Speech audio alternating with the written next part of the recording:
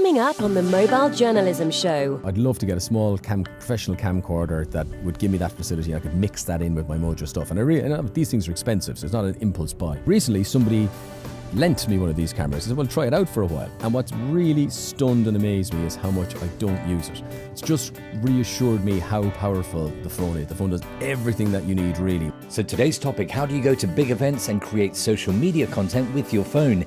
I'm joined today by BBC football commentator Conor McNamara. Welcome to the Mobile Journalism Show. If you're a mobile journalist, marketer or creative who makes content on a mobile device or for mobile audiences, you're in the right place. Keeping you up to date with the fast-moving world of mobile, here's your host and mobile video specialist, Mark Egan. So I'm sitting outside in the sun in Galway. The sun always shines in Galway. I know, the thing is people will think I'm lying because it's audio and, there's probably rain coming down. But we're at NUIG, the university here, and at Mojo Fest, the big event around mobile journalism. And I'm joined by Conor McNamara, who, if you're in the field of mobile journalism, is a bit of a legend. I don't know, Beatles, Stones, Elvis, somewhere on that level. But Conor, thanks for taking time out. I know you're really busy.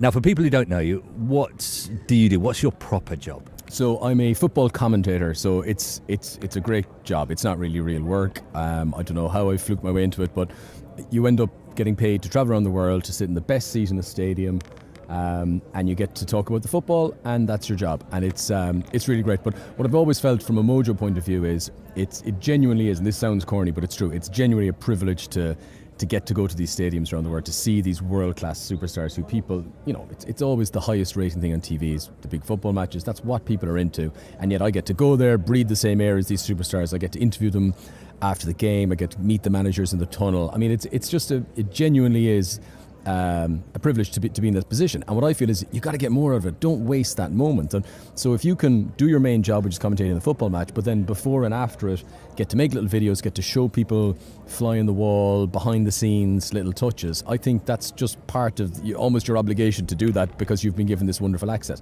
And you got to be careful. You can't overdo it. I mean, some people go down too far the line of trying to get selfies with superstars and so on. That's not our job. We're not fans. We're allowed into the position so we don't exploit it to that sort of personal gain.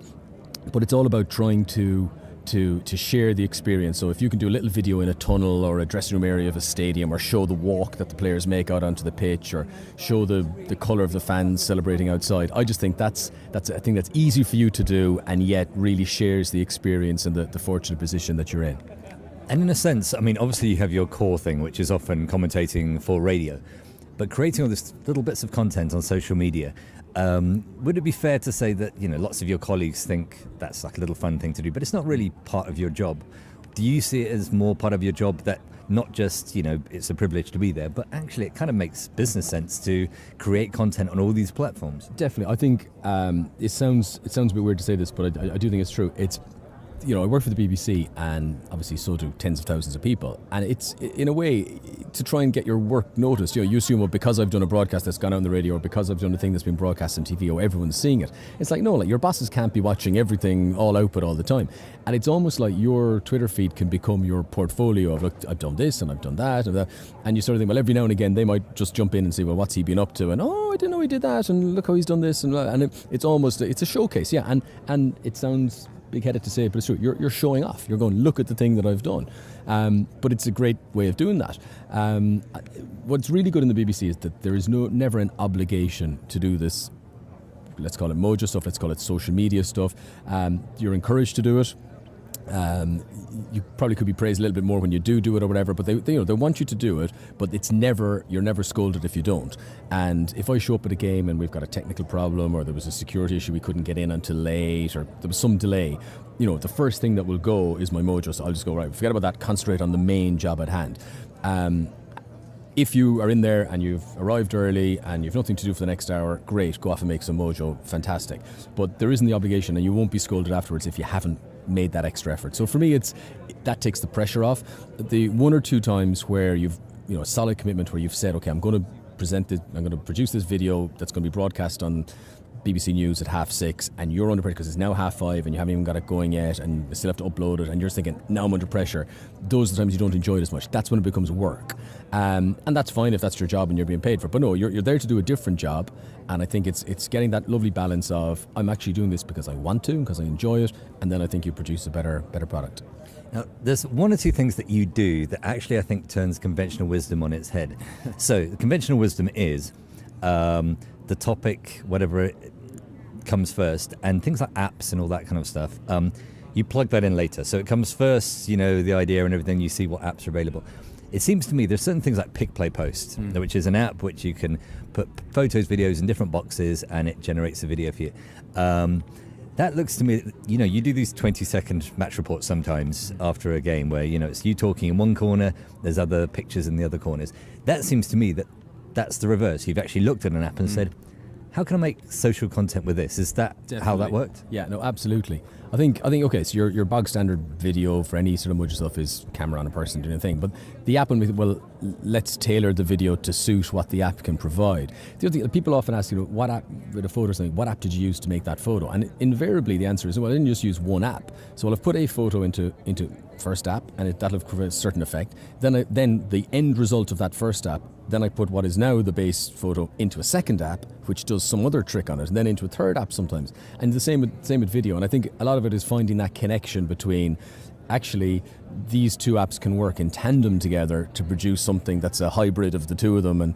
And yeah, there's no way that you wouldn't think, what's the outcome first? No, you've got to go through that process of, what can the app do first, and then work out how it can be used in tandem with something else.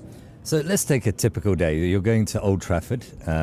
I'll pick Old Trafford. I'm an Arsenal fan. So I know nothing exciting is going to happen during the game because it's Man United. But, in the build-up, where are you seeing opportunities and what apps are you using to create what kind of content? No, sure. I suppose you won't do these for every game, but as an illustrative example, if you take the tram in Manchester, traffic's a bit rubbish around games, so it's often nice to go in public transport. So you might arrive there and you've got that maybe 3 hours before kickoff. You're walking up, people are setting up the stalls where they're selling the scarves and the t-shirts, and the fans are coming, and people are going to the club shop and burger stalls and police horses, and there's a lot happening. Invariably the roads are closed, and it's perfect for something like hyperlapse, where you can come out of the tube, that you've got this maybe walk that's going to take you 10 minutes, so you just hold your phone in front of you as you walk down the middle of the street. All this is happening, and when you come to the end you can speed it up, but it's got almost a gyro effect where it's a very smooth way. You don't see the shake of the camera for every step you've taken, so you've got this fly through down this street where there's so much happening. And again, it's the stuff that people don't see on the television. They see inside the stadium, they see close-ups of the players' faces, they see the grass, they don't see that buzz outside the stadium. And I think it's just giving that extra thing they wouldn't see. So Hyperlapse is a very good example of that little see-through walk thing. And I enjoy using sort of colour splash type apps, which you isolate a particular colour in a photo. The main reason for that is the one limitation of taking photos with a mobile phone is the zoom. If you try and zoom, it gets very pixelated very quickly. Quality is terrible. Even cropping afterwards, you're losing so much quality. So I think rather than trying to crop a photo to isolate the subject of the photo that you want people to look at, if you put that in colour and everything else in black and white, the eye is naturally drawn to that item. So in what is a big picture, if you isolate one individual amongst a group of 30, that one individual immediately stands out. So I think Colour Splash, the app I use, there's various other ones, but ways of getting the best out of a mobile photo. Then you mentioned the Pick, Play, Post, which I think is a really good app. It basically, for people who won't know what it is, it allows you to combine several videos. So you can imagine a split screen, like that TV show 24. You can split the screen into as many different squares as you want, and you can put a different video in each one. They can either play one after another, they can all play at the same time. You can isolate the audio from one or the other. And it's just a very easy way to produce a powerful thing. And you can change the size of those frames. You can have it portrait, landscape, square. There's a lot of different tricks you can do. And it just opens up that facility that you can have a short video that can still have an awful lot of content in it. So you mentioned 20-second report, where you can, in one of the screens you can have stats, one of the screens you can have pictures, stills of what happened in the game, one of the screens you can have the details of who scored and what the score of the match was, and then one of the screens you've got you in it talking as a video. And I think it grabs the eye. When people are flicking through a Twitter stream, they're, what's this? This looks a bit different. Like, there's a lot going on in it. And I think in this era of people having very low attention spans, keeping things short and busy is the way to go. And also, I mean, sometimes we can get very clever with the apps, but also I've seen you being successful the other end of the spectrum, where there'll be just something small and you'll think, actually, that's interesting. I remember there's 2 videos I remember. One, Real Madrid, Bernabeu, where you were looking for somewhere to get the audio and you found a little hole under the desk. Yeah. And the other one was with a canopy. Tell me about what those were and why you think those worked. Yeah, I think that I've heard a lot here at Mojo Fest this week is people ask, what's your favourite camera? And they always say it's the one you have with you. And that's where Mojo's brilliant, because there are times where you don't have time to set something up. Something's just about to happen and you either pull out your camera and take the photo right there and then, or make your video right there and then. Or in these cases, the videos you mentioned, I'm actually busy. It's a busy time. There's something else going on where I've got to be concentrating. But I'd like to make this. I don't really have time to make the video. So you make that compromise with yourself. You say, okay, I'm not going to set up my tripod. I'm not going to connect my lights. I'm not even going to put an external microphone. I'm just going to, as you would filming your mates in the pub, I'm just going to make a little video on this. And it's funny that often, we become a bit snobby about trying to make it as professional as possible. People, the general public, they just want to see the content, so it's all about, have you got a good story to tell?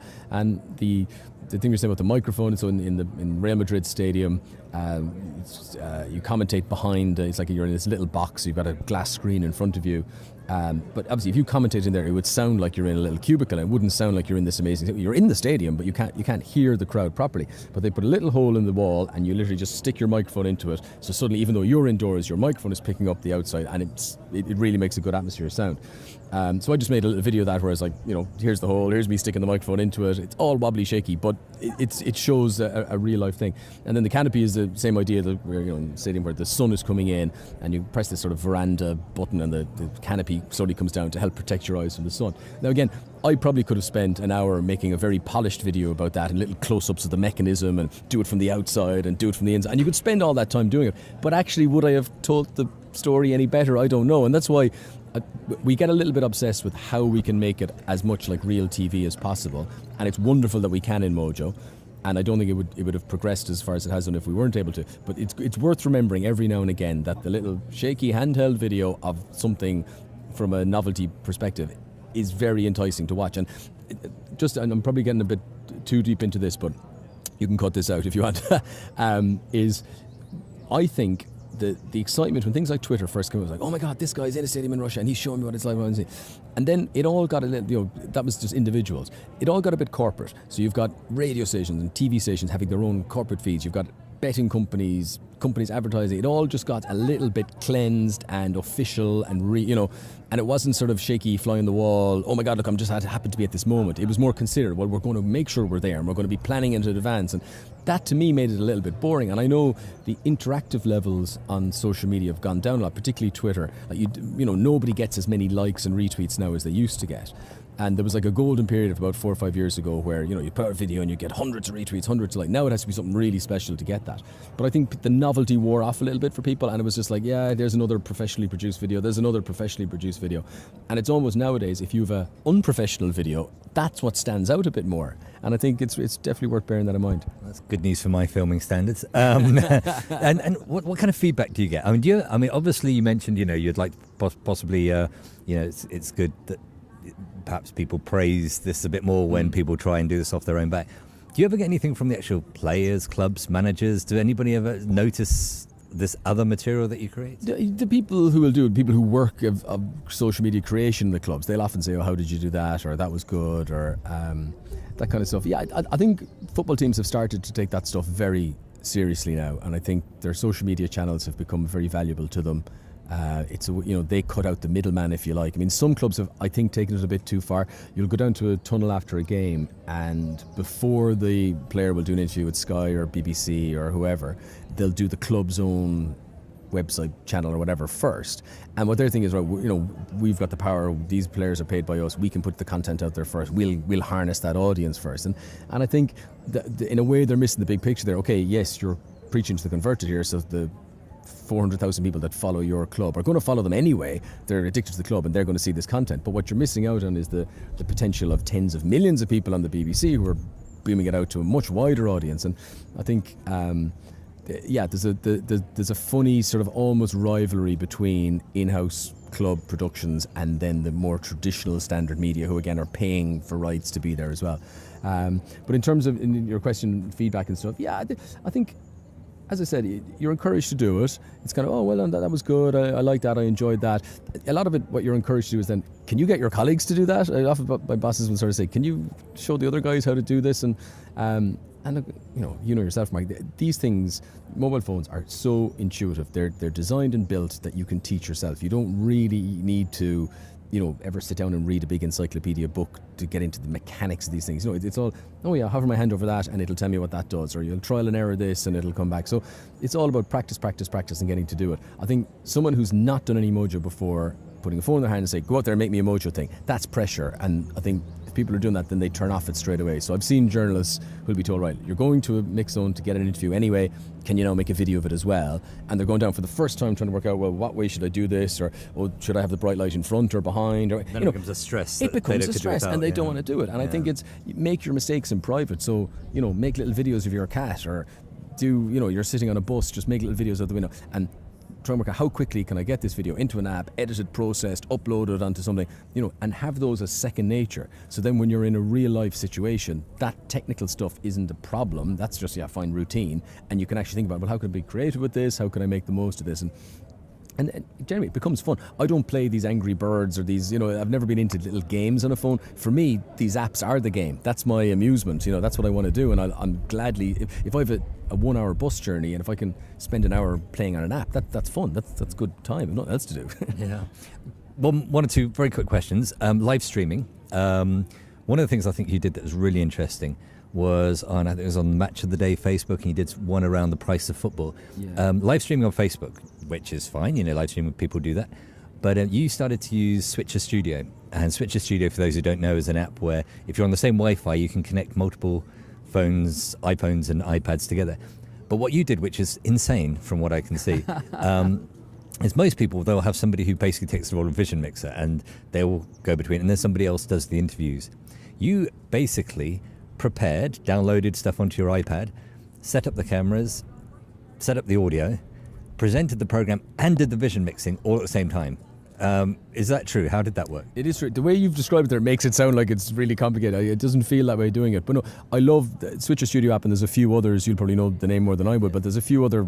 New one called Cinemaker coming out. Yeah, I mean, there's lots of these. I think they're amazing. I wish I had more time to do this. I really enjoyed doing those programs.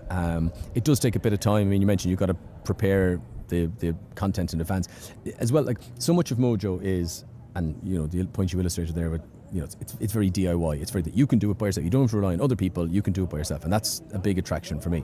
And don't get me wrong, I'd love to work in a team, but it's difficult. That the coordination, the logistics of getting a group of people all together at the same time who've all got time to do this. Invariably you'll find it more difficult to happen. Whereas if you can do stuff by yourself, you're only relying on yourself, you'll get a lot more done. What I like about the Switcher Studio stuff is, you can be that vision mixer, you can be the presenter, you can be the producer all by yourself.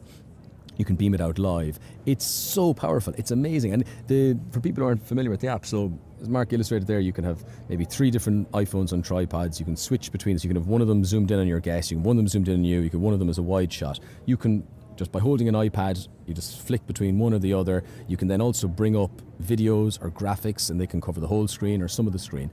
But you can also discuss with a third-party person. So somebody could be on a Skype call from the other side of the world. You can bring them in as a feed and have this, it's like a television studio. It's like that famous thing in Back to the Future where Doc Brown in the 50s sees the video, goes, oh my God, a television studio in a box, and it's a television studio in an iPad, and it is so powerful. I really enjoyed doing it. I would like to do more. But it's I would encourage people to check out those apps and get playing with them, because it's so powerful what you can do. You can effectively produce really good quality TV programs using an iPad. It's nuts. And just finally, you're going to the World Cup in Russia, and we'll presumably be commentating on a couple of England games before England gets presumably knocked out. What I know, you will have your radio kit and all that kind of stuff. As far as Mojo, what do you bring? Do you just bring an adapter to get your professional mic in? What do you bring? Yeah, what's interesting in this is I have often thought, I really enjoy doing Mojo and I love doing it, but the one thing I miss is that video facility to zoom, and things like in a press conference where if you're set up at the back of the room, it's no point filming that on a phone. You need a proper lens camera that can zoom in. And I often think I'd love to get a small professional camcorder that would give me that facility. I could mix that in with my Mojo stuff. And these things are expensive, so it's not an impulse buy. So I was I really want to do this, and I was trying to justify to myself, is it worth spending $4,000 on a camera, just for this little one factor? But I would really build it up myself that this would make a big difference. I would really enjoy doing it. Anyway, recently somebody lent me one of these cameras. I said, well, try it out for a while. And what's really stunned and amazed me is how much I don't use it, because I'll have it in my bag, and it's, I try to go carry on luggage wherever I go, and you're trying to bring as little as possible, and this camera has become a very substantial part. I must have brought it to 10 games in the last 2 months, and I've just not used it, or I've brought it out and used it and it's not been as what I wanted it, or and it's just reassured me how powerful the phone is. The phone does everything that you need, really, with that one limitation of zoom, but it does everything else, and so easily. And even the stuff that I have filmed on the bigger camera, it's been a pain in the ass to upload it, download it, take it off the camera, get it to talk to the other stuff that you do. So I found it in a funny way reassured that I'm now not going to bring a big camera with me to Russia, which I assumed I would do, because I just don't need it. And so in terms of the kit, I have a lightweight sort of Manfrotto tripod, which can go up to what I would call full height. It's okay, I'm not very tall, eye level height. Yeah. So that's really effective and can be used for everything. I've one or two little cases that can attach the phone to it depending on what I need. And the big consideration there is if you're putting a light or something on, that extra weight that you might need a more sturdy grip than just a little, spring-loaded thing. But yeah, something to connect your phone to the tripod. And then sound to me is everything. I think my radio background, but when people look at a Mojo video and they say that's really good quality, what usually that means is the sound is good. You can get away with substandard picture if your sound is really good, it feels quality, and the reverse of that is what proves it. If you've got a really good picture but the sound is muffled, people go, that was made in a mobile phone, that's amateur. Whereas if you've got really professional quality sound, people go, yeah, that's quality, So microphone's huge for me, so I bring various different ones, so little lapel mics, stick mics, some of the kind of point, I don't know what the word are, the sort of shotgun mics. Shotgun mics. So a lot of different microphones. Don't just go, this is the mic I use. No. Am I doing a crowd piece? Am I doing an individual piece? Am I doing an interview? Do we need 2 mics, 1 mic? So microphones for me take as much consideration as absolutely everything else, and getting the sound right is important. But that's kind of it. That's what you need. I'm trying to think what other, little light, tripod, phone, and something to attach the phone to the thing, and microphones. That's it. Okay. Well, I'll wrap up there. I know people may see you if you follow some of the BBC sports accounts, Match of the Day.